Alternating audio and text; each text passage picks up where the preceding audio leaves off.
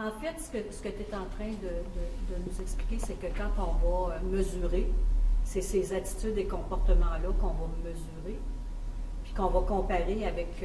Un millier de personnes. Comme par exemple, la phrase « s'impliquer beaucoup dans les discussions », jusqu'à quel point je suis habile à faire ça, je me constate. Donc, c'est une auto-évaluation.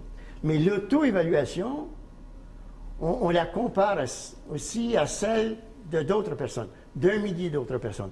On est rendu autour de 5000 personnes qui ont complété ce type de questionnaire-là.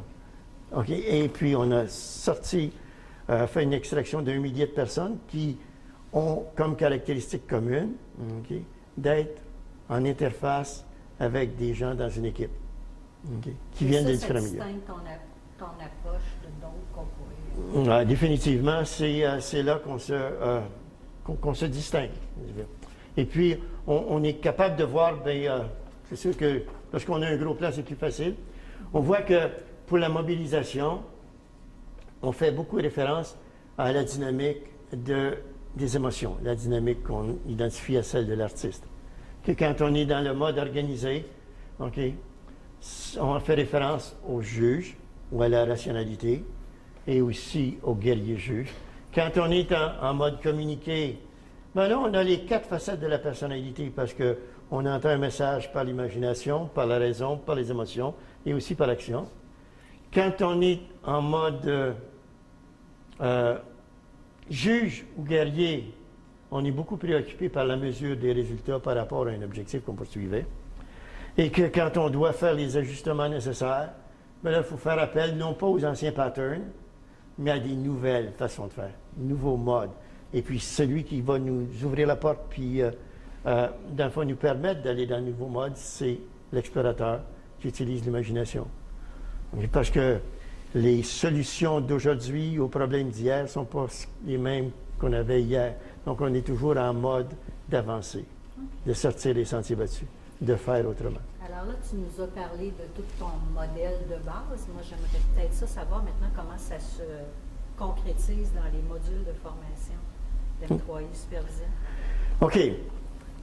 Ce que j'aimerais faire, si ça te convenait, là, ce serait d'expliquer un peu la logique qui était derrière ce programme-là, mais puis on va insister davantage sur une constituante du programme qui est celle de essentielle. Donc, le programme Employé Supervision est divisé en 3 grands blocs, si tu veux. C'est l'essentiel, l'enrichi et l'intégral. L'essentiel, on considère qu'il est constitué de 8 jours et 8 journées de formation, d'activités de formation collective, accompagnées de coaching individuel. 8 jours qui peuvent être espacés dans le temps sur une période allant de 5 à 9 mois pour essayer de voir un peu quels sont les grands enjeux humains reliés à ça. Une fois qu'on a passé cette étape-là, ben on pourrait continuer dans ce que nous autres on a appelé enrichi. Autrement dit, on fait des choses la fois qu'on maîtrise cela qu'on ne faisait pas avant. Comme à titre d'illustration, je vais d'abord apprécier le travail de quelqu'un, puis ensuite je pourrais me pencher, puis l'assister ou l'accompagner pour qu'il se fasse un programme, un plan d'amélioration, un projet d'amélioration. Puis ainsi de suite, une fois que on aura fait des projets d'amélioration, mais par la suite, viendra le temps de passer à faire une rencontre individuelle pour échanger, puis communiquer les résultats qui sont là. Donc, il y a une espèce de gradation dans le programme.